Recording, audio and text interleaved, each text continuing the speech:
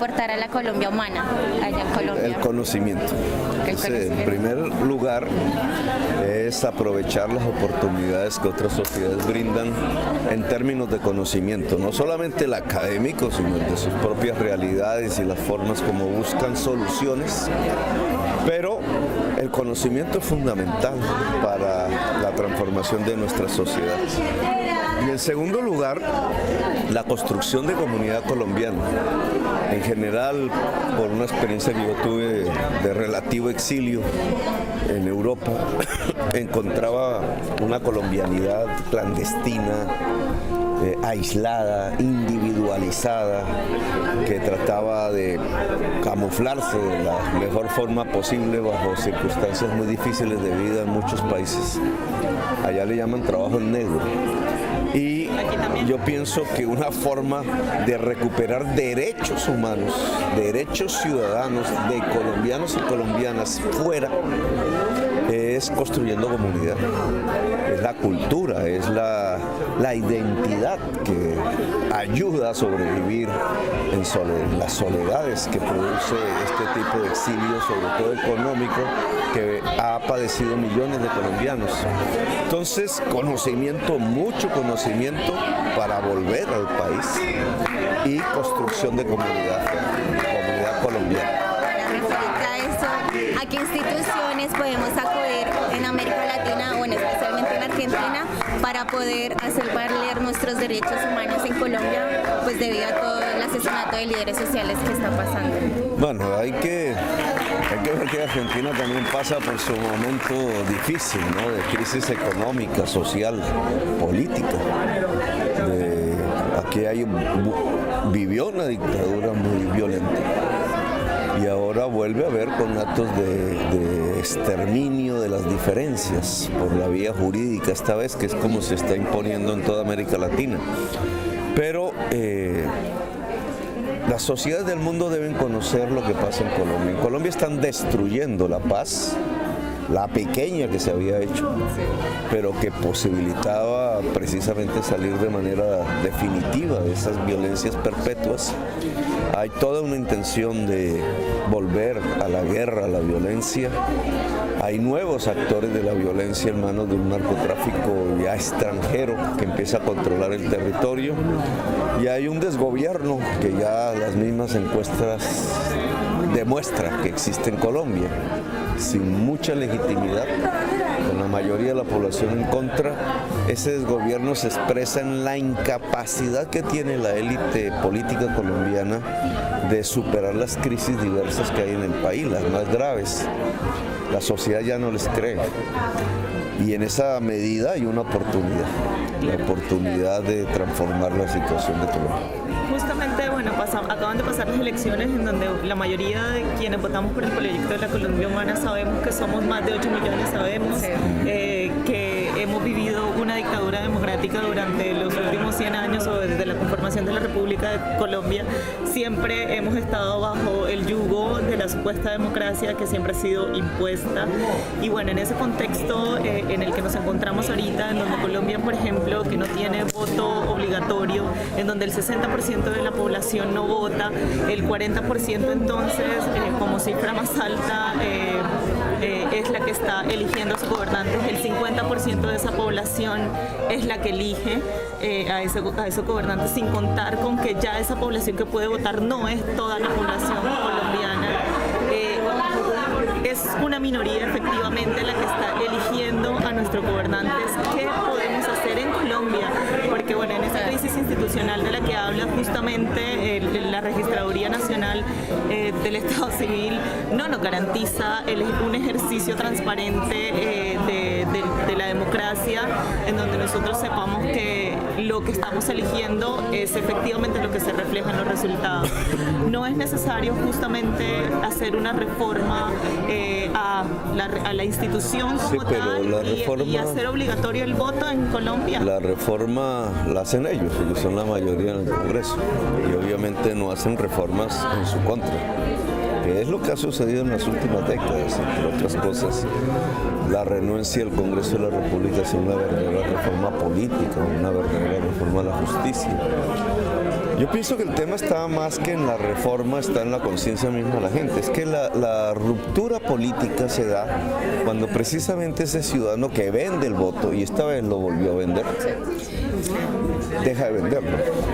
Y esa diferencia entre vender el voto y dejar de venderlo porque cree que ya llegó el momento de una apuesta seria de cambio, ese momento es el de una ruptura cultural, no tanto normativa. Yo creo que avanzamos mucho. Lo que sucedió en las elecciones, cualquiera que haya sido el verdadero resultado, alcanzar ya 8 millones de votos significa ya una ruptura cultural de la población colombiana. No es que la población se haya vuelto petrista, porque ese petrismo no existe, sino que pudimos interpretar ya algo que estaba ahí sin dueño, que es el deseo de cambio de la sociedad, y alcanza 8 millones de personas, quizás más. Si hoy vemos las encuestas, si mañana hubiera elecciones, estaría convencido que ganaríamos. Es decir, que hoy somos la mayoría. Claro, las mayorías no se mantienen porque sí, pero muestra ya un estado de la situación política de Colombia muy interesante. El uribismo se derrumbó. Lo que no tenías en el siglo XXI, yo creo que ustedes habían nacido en medio del uribismo, ¿cierto? No sé bien, pero claro, yo soy de antes del uribismo, viví otras épocas, pero prácticamente hay una generación joven de colombianos muy crítica hoy, muy movilizada, muy consciente hoy, que nació fue en el uribismo. Y ese era un uribismo mayoritario, etcétera, que hoy se ha derrumbado por primera vez desde que nació. Se derrumba el uribismo, obviamente eso implica una mayoría de la sociedad confusa, buscando alternativas, a veces van hacia el maquillaje, el camino fácil, cambios que no son cambios. Pero cualquiera que sea las circunstancias futuras, lo cierto es que estás viviendo en un momento donde la mayoría de la sociedad, tanto los que votan como los abstencionistas, están en la perspectiva de buscar una alternativa diferente para Colombia. Yo creo, espero no equivocarme. ¿No cambiaría ese escenario democrático?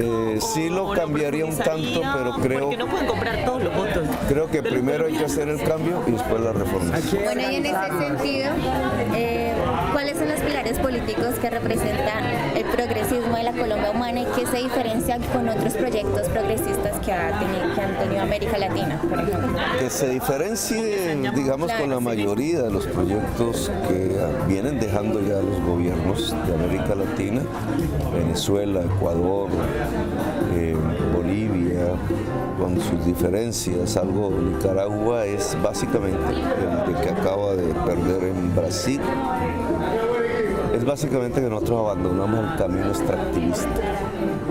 Extractivismo es extraer cosas del suelo que no produjo el ser humano, y básicamente carbón, petróleo y gas. Estos proyectos afincaron sus deseos de justicia social sobre algo insostenible: el precio internacional del petróleo y del carbón y el gas, los combustibles fósiles que están produciendo el cambio climático. En mi opinión, eso es un error. Y lo que nosotros proponemos es distanciarnos de ese extractivismo y pasar de nuevo a una sociedad productiva, pero una sociedad productiva en el siglo XXI que transforme cosas, que produzca la tierra, que transforme la producción que se hace en la tierra, implica intensivamente conocimiento. Y por eso el eje de la campaña fue el sistema de educación superior gratuita como derecho, y fíjense ustedes que no acaba de pasar la campaña a pesar de que no ganamos, y sigue siendo hoy el eje de la movilización social, lo cual significa que no estábamos, no estamos cometiendo una destochada, estamos en algo que es vital. A mí me parece que eso hay que reproducirlo en toda América Latina, porque además permitiría que la juventud y la niñez, que están seriamente cuestionado, digamos que se han cuestionado con mucha seriedad el tema del conocimiento, porque son ellos los primeros que podrían acceder, y el tema de la ruptura con el equilibrio natural del planeta, porque además son ellos, esa generación la que puede sufrir muchísimo más que la mía los efectos del cambio climático, cada vez más degradado. Pues fíjense ustedes que esa juventud, bajo esta nueva consigna progresista, podría pasar a la vanguardia política. Y cada vez que las juventudes se vuelven vanguardia política, hay revoluciones. ¿Cómo podemos evitar o cuál es el mensaje que le envías tú a esa juventud que, por ejemplo, hoy está en Argentina, en Colombia, y bueno, especialmente en Argentina, que están disputándose, parece, protagonismos? En Colombia también. Claro, pero ¿cuál es el mensaje?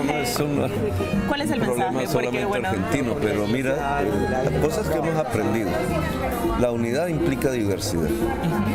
Digamos, esa unidad homogenizadora que era muy de la izquierda, la línea correcta, no sé qué, y que llevaba a eso a una pelea, una garrotera por ver quién tenía razón, que finalmente era egolátrica.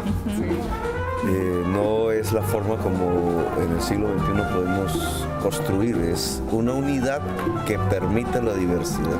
Quizás los uruguayos han sido más sabios en eso. Y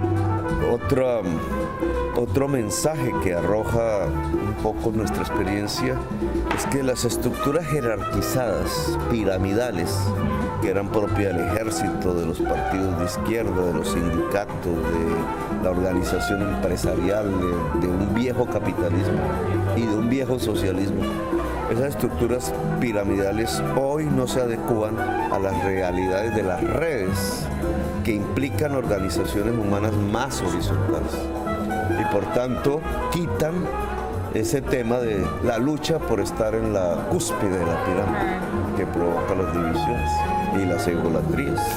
Unas organizaciones más de nodos, más horizontales, permiten más actividad, más trabajo colectivo. Yo no me atrevo a hablar de Argentina, pero sí de Colombia. Uno de los grandes problemas del sistema educativo, que se vuelve un problema cultural en la sociedad colombiana, es nuestra incapacidad de trabajar en equipo. Y resulta que la ciencia de hoy, ¿cierto? La investigación es un trabajo en equipo. Luego nos estamos quedando atrás precisamente por esa incapacidad que hay que revertir a partir de cambiar sistemas educativos, pero también prácticas políticas. Tenemos que saber trabajar en equipo. Bueno, ahora sí.